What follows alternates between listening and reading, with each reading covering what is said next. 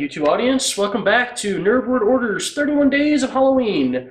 Of course, you know who I am by now, I hope, and at least my main co-host here. Guy in the end, I don't know, we're not sure about him yet. I've been in a couple. I'm Jake. Jake, Ian, myself.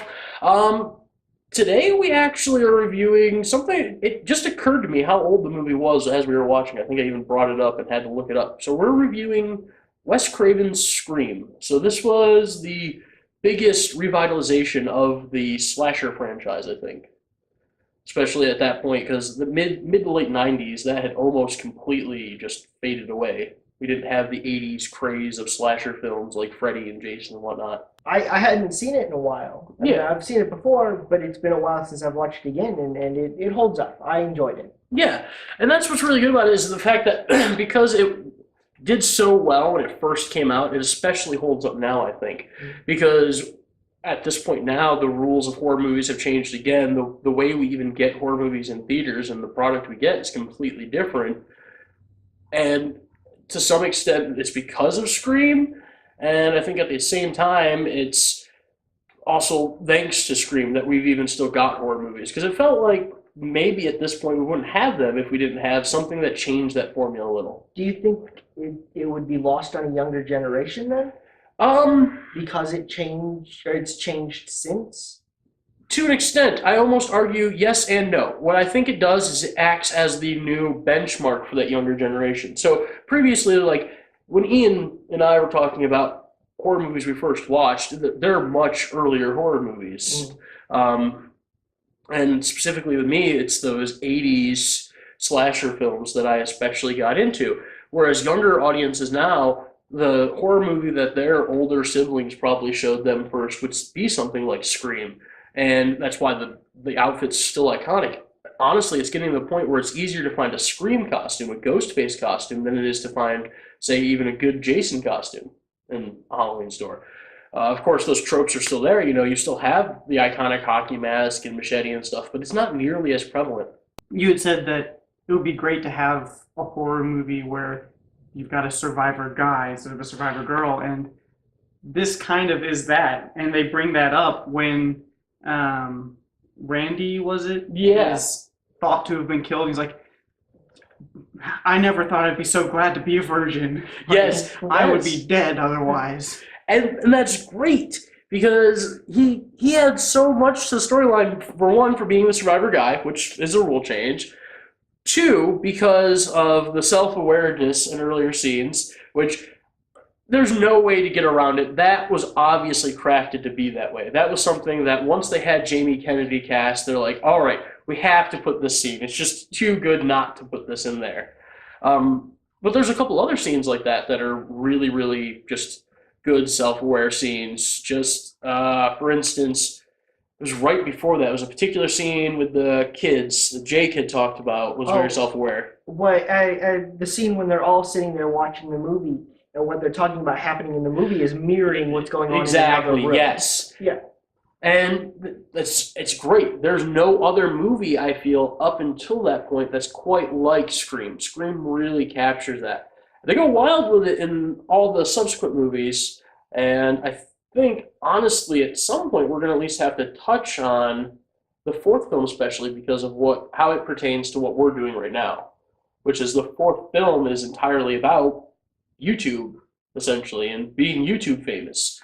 And it's great that this kind of brought that to the forefront because Scream was all about, hey, we're just going to, do this so we can become famous, and we're going to be the only survivors, blah, blah, blah. It's always about becoming famous. So this is a horror movie that's evolved with the times. The premise is still the same, but it changes because of how we've changed, and I think that's awesome. What didn't work about this movie? In a movie nowadays, you would say that it was playing off of that, horror movie cliche with some of the scenes, but it really wasn't something that was that established at that Yeah, at point. that time, they weren't horror cliches. In many ways, maybe that Scream helped establish those as horror cliches. Right. Because without a doubt, I think more movies have tried to imitate Scream than any other recent horror film. Even to the point where we had an entire parody franchise that was launched off of parodying Scream, so Right. the Scary Movie franchise. So yeah, the cliche things were there, but and that's the one thing that Jake was talking about with a newer audience. They may not grasp it is because they'll see those things as cliche, but watching that at the time they weren't. Right. They were really good. So yeah, I can see that. Jake, any negative points? No, I think the movie might be a little dated, but just because it's 20 years old at this point, I mean, there's bound to be that. Yeah, So I can't really hold that against it. I think with that dated concept, and the only real negative that I had was something that every '90s movie, unfortunately, is guilty of: casting people who are way older than their supposed characters. I mean, you've got kids that are supposed to be clearly in high school, yet they're not. These are not high school kids. These kids are older than we are now, I think, even. So it was just. It's frustrating because that's something that could have easily been done differently, and I think it would have actually lended a little bit more impact to the film. But the problem was that was still a time where kid actors just weren't held in the same regard. So overall, we've got the story of a group of teens that are all being targeted by a mysterious killer.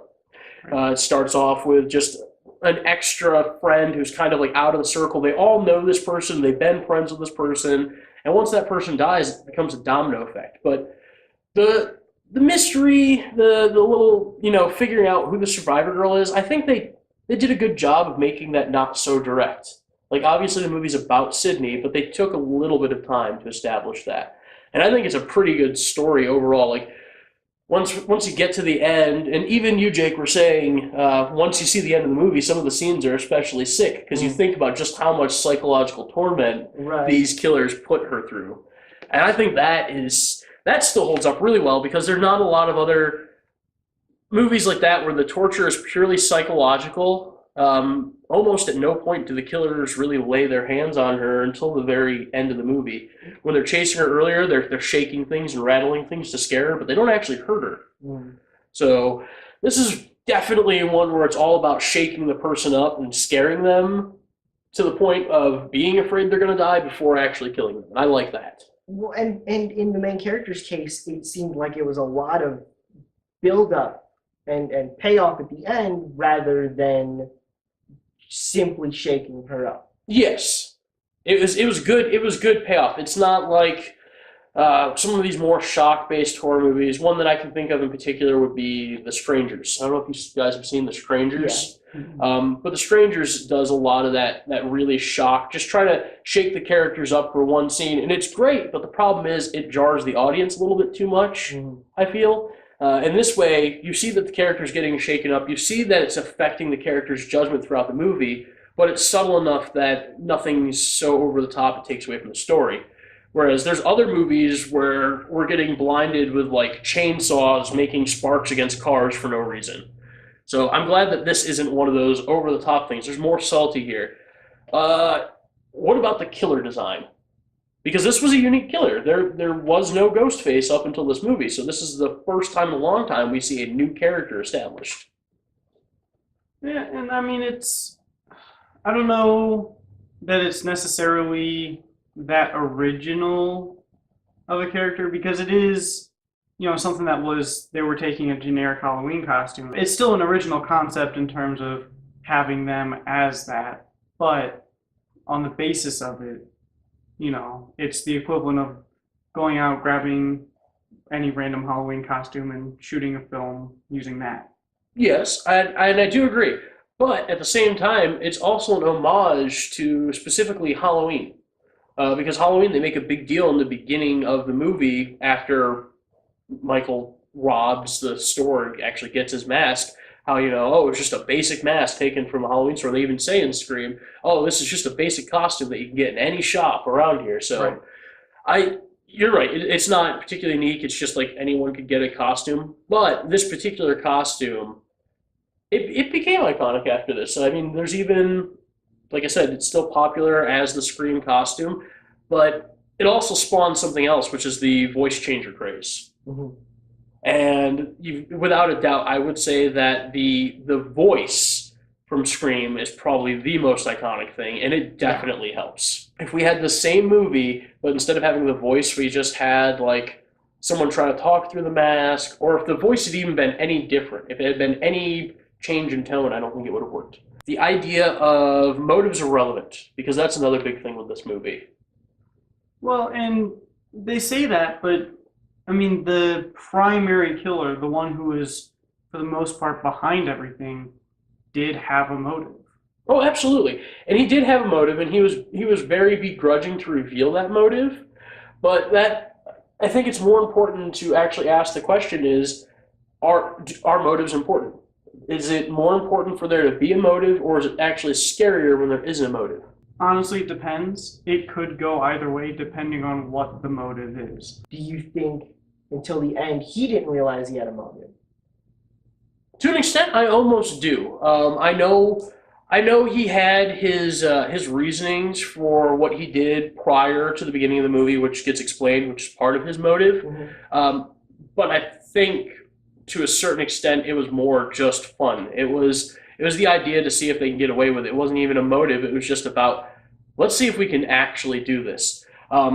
And with that, one kind of spoiler is the fact that we only get part of the story in here, and I think it's really, really good how they do it, because there's a lot of little scenes that don't pay off until like the second or third movie. For instance, they show Cotton Weary, Liev Schreiber, being released from prison. That is the only sequence in the movie where we see him. We don't see Liev Schreiber at any other point in the movie, yet he is in the credits. And instead of just, saying, okay, well, whatever, that character wasn't important, or we could recast him as any actor, they made sure to keep that actor and make him a huge important part in movies going on. And then the killer's motive actually becomes a huge thing, because once we get to the third movie, we find out that the killer's motive was actually given to them by another killer, in fact. It was another killer who came to them and basically put the idea in their head and was like, you guys should do this. And I think that it's great because, to an extent, it seems like it was all planned, because obviously when you're setting out to make a movie, you have some idea of what you're going to do afterwards. But it's also pure coincidence and just a good way to tie it all together.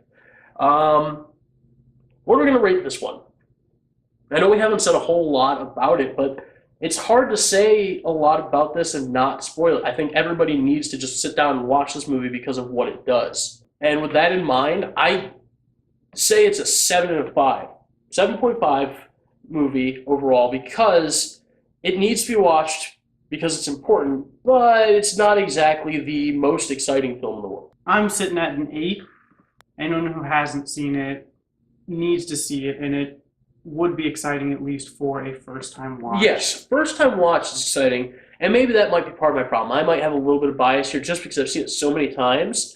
And I'm actually just a bigger fan of the later films. The first film, because it's just so many times seeing it now, it's too predictable to me, I guess.